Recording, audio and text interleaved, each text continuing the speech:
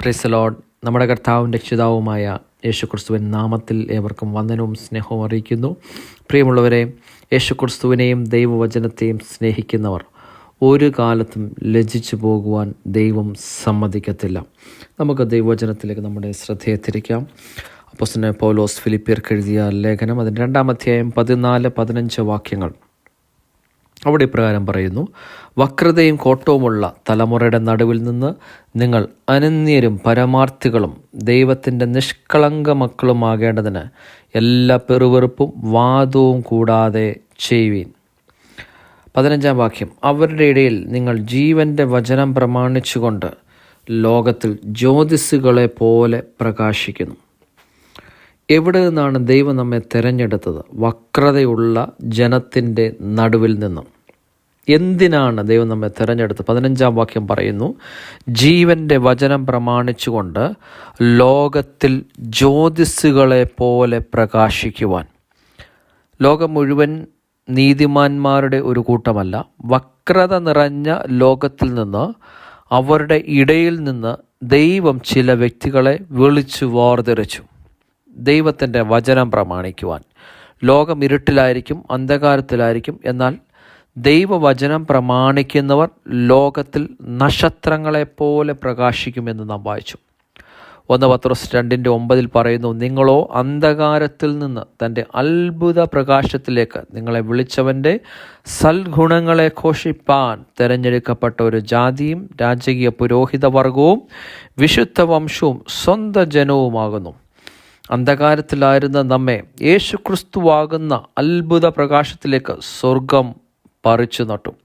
എന്തിനാണ് അങ്ങനെ ചെയ്തത്? യേശുക്രിസ്തുവിൻ്റെ സൽഗുണങ്ങളെ ഘോഷിക്കുവാൻ, യേശുക്രിസ്തുവിനെ കുറിച്ച് പറയുവാനാണ് വക്രതയും കോട്ടവുമുള്ള തലമുറയിൽ നിന്ന് ദൈവം നമ്മെ തെരഞ്ഞെടുത്തത്.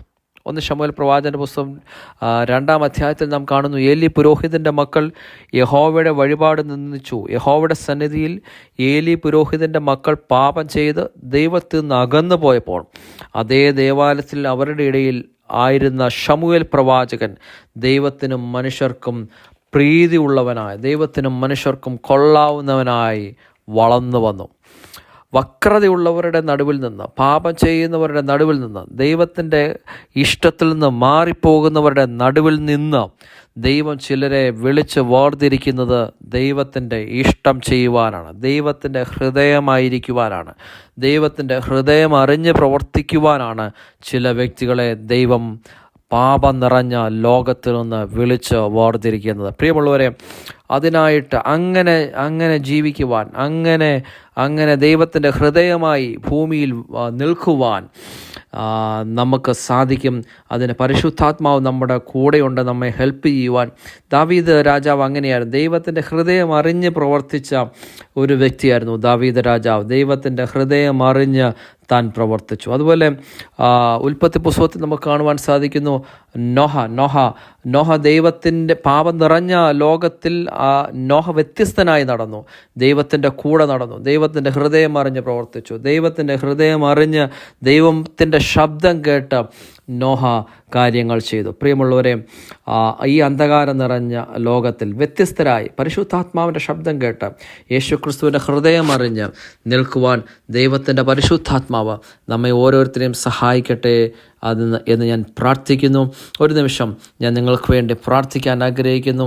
കർത്താവായ യേശുവിൻ നാമത്തിൽ, കർത്താവേ, എന്ന വചനം കേട്ട മുഴുവൻ പേരെയും അനുഗ്രഹിച്ച് പ്രാർത്ഥിക്കുന്നു. കർത്താവേ, അന്ധകാരത്തിൽ നിന്ന് ഞങ്ങളെ വിളിച്ചത് കർത്താവേ ദൈവത്തിൻ്റെ വചനത്തെ പ്രമാണിക്കാനാണല്ലോ. ദൈവത്തിൻ്റെ വചനം പ്രമാണിച്ച് അത് ജീവിക്കുവാനാണല്ലോ ദൈവം ഞങ്ങളെ തിരഞ്ഞെടുത്തത്. ദൈവത്തിൻ്റെ സൽഗുണങ്ങളെ ഘോഷിക്കുവാനാണല്ലോ കർത്താവെ. അത് മനസ്സിലാക്കി യേശുക്രിസ്തു ജീവിക്കുന്നു എന്നുള്ള സദ്വർത്തമാനം ഘോഷിക്കുവാൻ ഞങ്ങളെ തിരഞ്ഞെടുത്തിരിക്കുമ്പോൾ അത് വിശ്വസ്തയോടെ ചെയ്യുവാൻ ആ വിളി തിരിച്ചറിഞ്ഞ് ഓരോ ദൈവമക്കൾക്കും അത് വിളി തിരിച്ചറിഞ്ഞും അത് ചെയ്യുവാനുള്ള കൃപ അവിടുന്ന് നൽകണം. ഇന്ന് ഏതെങ്കിലും രോഗത്തോടെ ഭാരത്തോടെ ഈ വചനം കേൾക്കുന്നവർ ഇന്ന് ഈ നിമിഷം തന്നെ ഭാരങ്ങൾ മാറിപ്പോകട്ടെ, രോഗങ്ങൾ മാറിപ്പോകട്ടെ, സൗഖ്യം ഉണ്ടാകട്ടെ. യേശുക്രിസ്തുവിലുള്ള പൂർണ്ണമായ വിടുതൽ ഓരോ വ്യക്തി ജീവിതത്തിലും സംഭവിക്കട്ടെ എന്ന് പ്രാർത്ഥിക്കുന്നു. സ്വർഗം അങ്ങനെ തന്നെ ചെയ്തതിനായിട്ട് നന്ദി. യേശുക്രിസ്തുവിൻ നാമത്തിൽ തന്നെ പിതാവേ, ആമേൻ, ആമേൻ, ആമേൻ. ആമേൻ. കർത്താവായ യേശു ക്രിസ്തു നിങ്ങളെ ധാരാളമായി അനുഗ്രഹിക്കട്ടെ. God bless you all. Amen.